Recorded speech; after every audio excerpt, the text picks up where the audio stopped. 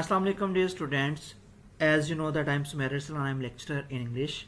Today I am going to tell you about the kinds of sentence. आज मैं आपको बताने लगा हूँ कि सेंटेंस की टाइप्स कितनी होती हैं. स्ट्रक्चर वाइज सेंटेंस की और टाइप्स होते हैं और फंक्शन वाइज और होती हैं. First of all I am going to tell you about the definition of a sentence. Sentence की डेफिनेशन क्या होती है. जैसा कि आप सबको पता है कि सेंटेंस अल्फाजों से मिलकर बनता है. ऐसा जुमला जो अल्फाजों से मिलकर बने और मुकम्मल मानी दे उसे सेंटेंस कहते हैं. और सेंटेंस बनाने के लिए हम जो ग्रामर के फंडामेंटल रूल्स होते हैं उसका ख्याल रखते हैं.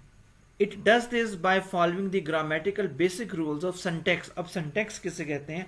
How we put words together in a sentence to make a sense. एक जुमले में हम अल्फाजों का इस्तेमाल इस तरह से करते हैं कि जब सेंटेंस बन जाए तो वो मुकम्मल मानी दे. फॉर एग्जाम्पल, हम अगर इंग्लिश का जुमला बनाएंगे तो हम SVO ये जो तरतीब है इसको फॉलो करेंगे. S stands for subject, V stands for verb and O stands for object. अगर मैं कहूँ the boy kicked the ball, इसमें बॉय क्या है? सब्जेक्ट है. किक क्या है? वर्ब है. एंड बॉल क्या है? ऑब्जेक्ट है. For example, the Angela is the cutest girl in the class. A complete sentence has at least a subject and a main verb to state, declare a complete thought. कहता है जो मुकम्मल जुमला होता है उसमें एक सब्जेक्ट और एक मेन वर्ब जरूर होता है और ये मुकम्मल मानी देता है. फॉर एग्जाम्पल, जैसा कि मैंने अभी थोड़ी देर पहले एग्जाम्पल दी है, the boy kicked the ball.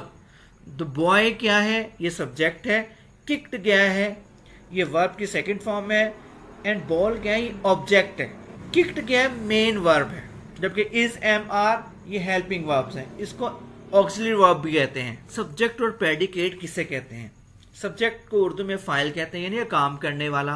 देखिए, इसे डूअर भी कहते हैं, DOER. The naming part of a sentence is called subject. जो नेमिंग पार्ट है जुमले का उसे सब्जेक्ट कहते हैं.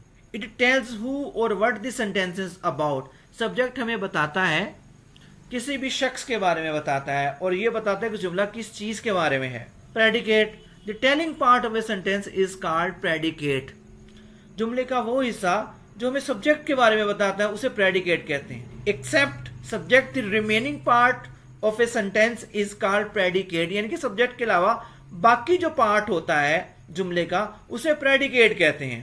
एग्जाम्पल देखें, the rabbit at the carat. खरगोश ने गाजर खाई. The rabbit at the carat. खरगोश ने गाजर खाई. रैबिट इसमें सब्जेक्ट है, बाकी जो पार्ट है वो प्रेडिकेट है. इसमें एट आ जाता है, आर्टिकल आ जाता है और कैरेट आ जाता है. ठीक है, बाकी जो पार्ट है उसमें वर्ब भी आ सकता है, कंजक्शन भी आ सकता है, प्रेपोजिशन भी आ सकता है, ऑब्जेक्ट भी आ सकता है. ठीक है, बाकी जो सब्जेक्ट के अलावा बाकी पार्ट होगा उसे हम प्रेडिकेट कहेंगे. For example, the rabbit at the carat. Rabbit क्या है? सब्जेक्ट है. एट द कैरेट ये क्या है? प्रेडिकेट है. Except subject, the remaining part of a sentence is called predicate. You can see the example. Now I am going to tell you about the basic difference between phrase and clause. अब आपको ये भी पता होना चाहिए कि phrase और clause में क्या फर्क होता है. सबसे पहले हम बात करते हैं phrase की. A group of words which make sense but not complete sense is called a phrase. कहता है अल्फाजों का वो मजमुआ जो मानी तो दे लेकिन कंप्लीट मानिंग ना दे. अल्फाजों का वो मजमुआ जो मुकम्मल मानी ना दे, यानी कि जिसकी थोड़ी बहुत समझ तो आ जाए लेकिन कंप्लीट समझ ना आए, उसे फ्रेज कहते हैं. For example, the sun rises in the east. इसमें इन द ईस्ट ये क्या है? मशरिक में. इन द ईस्ट ये जो पार्ट है जुमले का इसे फ्रेज कहेंगे. ये मानी तो दे रहा लेकिन कंप्लीट मानी नहीं दे रहा, इसलिए इसे फ्रेज कहेंगे. दूसरी एग्जाम्पल देखें, Humpty Dumpty sat on A wall. On A wall ये क्या है? ऑन ए वॉल ये फ्रेज है. दीवार पर. दीवार पर क्या? इस चीज का हमें नहीं पता. ऑन ए वॉल ये क्या है? ये फ्रेज है. ये मुकम्मल मानी नहीं दे रहा. मानी तो दे रहा लेकिन कंप्लीट सेंस नहीं दे रहा, इसलिए ये फ्रेज है. आपको क्लॉज के बारे में भी पता होना चाहिए. A group of related words containing a subject that tells the reader what the sentence is about and a verb that tells reader what the subject is doing. Clause जो है दो चीजों का मजमुआ होता है, एक सब्जेक्ट और एक वर्ब. ठीक है, जो सब्जेक्ट है वो हमें बताता है, subject that tells reader what the sentence is about. Subject हमें बताता है कि जुमला किस चीज के बारे में है, यानी कि जो वर्ब है वो आपको बताता है कि सब्जेक्ट क्या कर रहा है. A clause is a subject and a verb. Clause consist of a subject and a verb. Clause में एक सब्जेक्ट होता है और एक वर्ब होता है, ये भी मुकम्मल मानी देता है, ये आपने जहन में रखना है। You can say that there is no difference between clause and a sentence. अब वो कौन कौन सी मिली जुली खसूसियात होती हैं जो सेंटेंस में भी होती हैं, मुश्तरक होती है, क्लॉज में भी मुश्तरक होती हैं। फॉर एग्जाम्पल देखें, a clause is a group of words which contains at least a subject and a verb. कहते हैं अल्फाजों का ऐसा मजमुआ जिसमें एक सब्जेक्ट होता है और एक वर्ब होता है। In this clauses are like sentences. इसी तरह क्लॉजेज और सेंटेंसेस में कोई फर्क नहीं होता, क्योंकि एक जुमले में अगर एक सब्जेक्ट है एक वर्ब है तो हमें जुमले की समझ आ जाती है।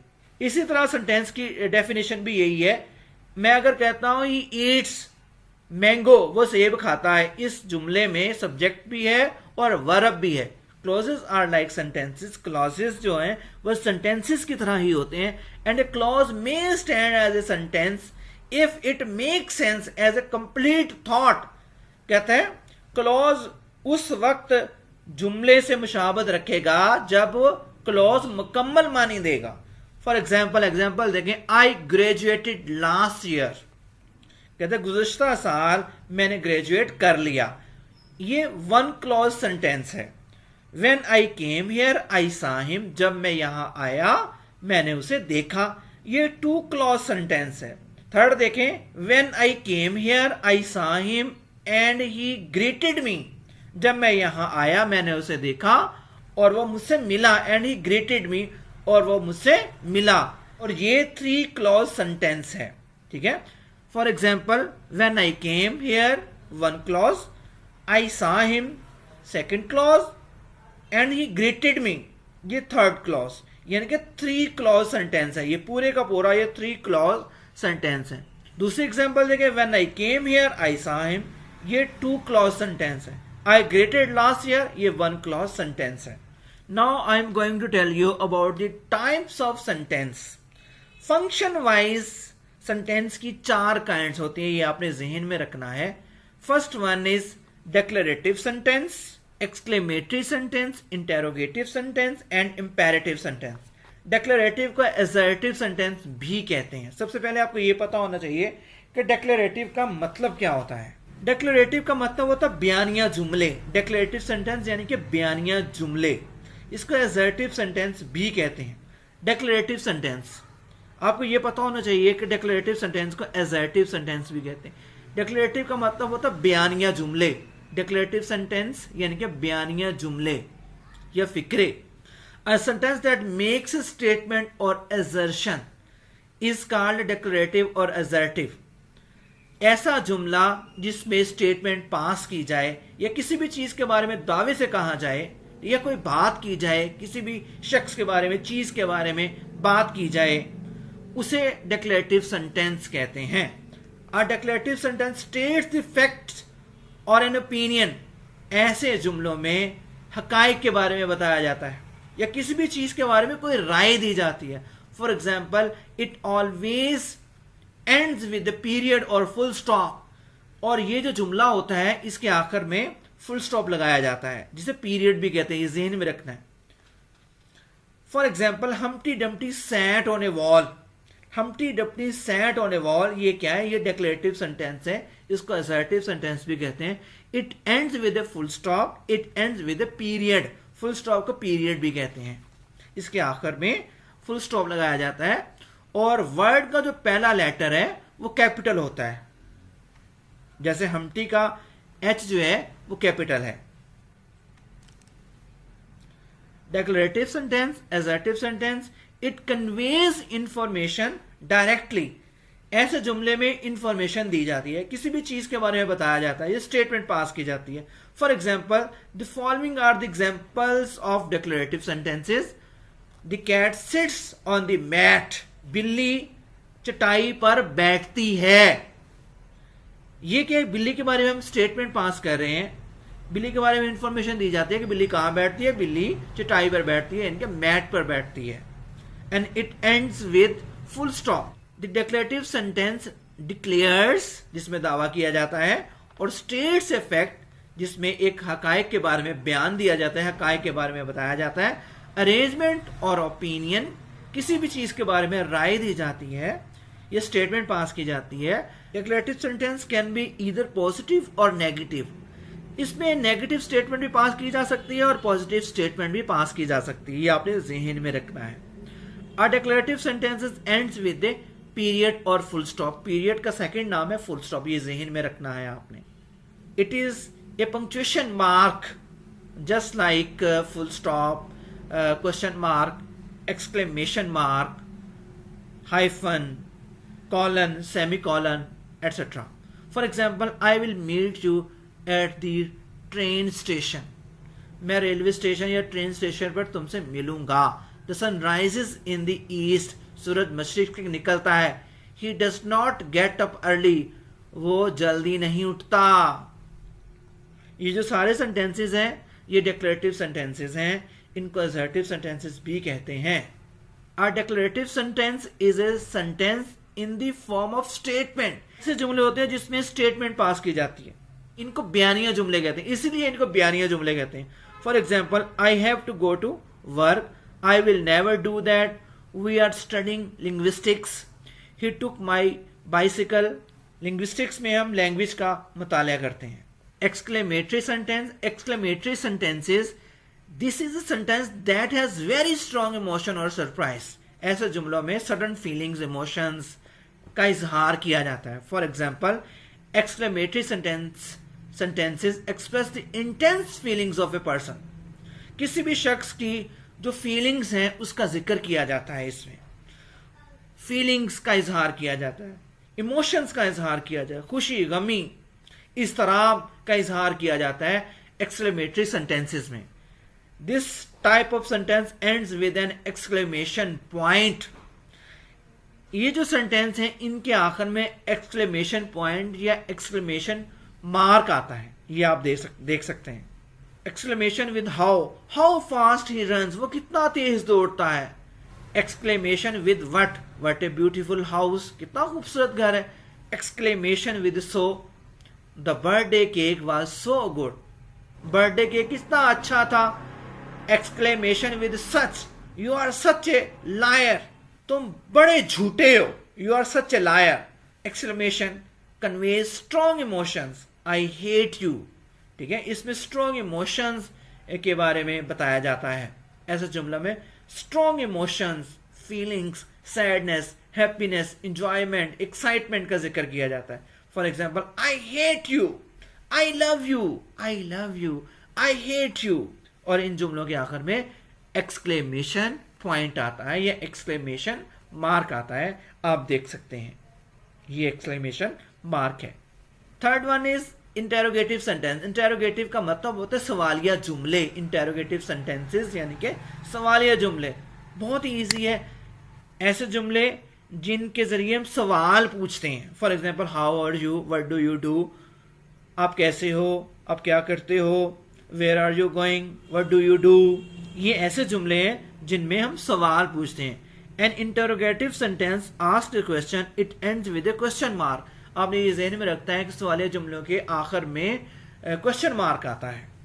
May I borrow your newspaper, did you turn the light off, what is your favourite song, do you ride the bus, have you ever visited New York city, क्या आपने कभी न्यूयॉर्क शहर देखा है। इन जुमलों के आखिर में क्वेश्चन मार्क आता है।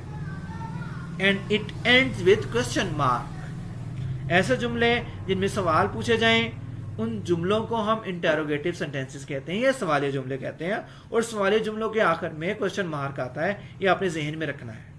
For example, how are you, what do you love me, do you miss me, ये सारे सवालिया जुमले हैं। Fourth one is imperative sentences. Imperative sentences यानी कि हुक्मिया जुमले या फिक्रे। It is a sentence which contains some command, prohibition, request, advice. Imperative sentences are request, suggestion, advice और commands. Imperative sentences are used to issue a command और instruction, make a request और offer advice basically they tell people what to do.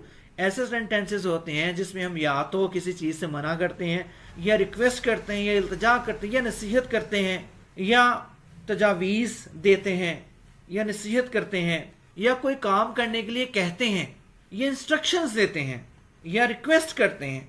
They tell people what to do, ऐसे जुमले बताते हैं कि आपने क्या करना है। फॉर एग्जाम्पल देखेंगे तो आपको समझ आ जाएगी। For example, bring me a glass of water, मेरे लिए पानी का गिलास लाओ। Don't ever touch my phone, मेरे मोबाइल को कभी टच मत करना। Give me a pen and pencil, मुझे पेन और पेंसिल दो। Play with intensity and courage, remember me when we are parted. Never forget the person who loves you. Don't be excited about everything without reason. Bring me a glass of water, इसमें request की जा रही है कि मुझे पानी का गिलास दो। Don't ever touch my phone, मेरे मोबाइल को कभी टच मत करना, इसमें तनबीह की जा रही है कि तुमने ये काम नहीं करना, मेरे मोबाइल को टच नहीं करना। Give me a pen and a pencil, इसमें भी रिक्वेस्ट की जा रही है कि मुझे पेन दो, ये पेंसिल दो। प्ले विद इंटेंसिटी एंड करेज, इसमें ऑर्डर दिया जा रहा है या हुक्म दिया जा रहा है। Remember me when we are parted, जब हम बिछड़ जाए तो हमें याद रखना। Never forget the person who loves you, उस शख्स को कभी भी नहीं भूलो जो तुमसे प्यार करता है। Don't be excited about everything without reason. An imperative sentence is a type of sentence that gives instructions or advice and expresses a command, an order, a direction, or a request. It is also known as jusif or a directive. इस जुमले को जुसिफ भी कहते हैं और directive भी कहते हैं। इसका मतलब ये होता है हुक्मिया, ऐसे जुमले जिसमें हम रिक्वेस्ट करते हैं या किसी भी चीज से मना करते हैं या तनबीह करते हैं। आई होप कि आपको मेरे लेक्चर की समझ आ गई होगी। Wish you best of luck, God bless you, Allah Hafiz.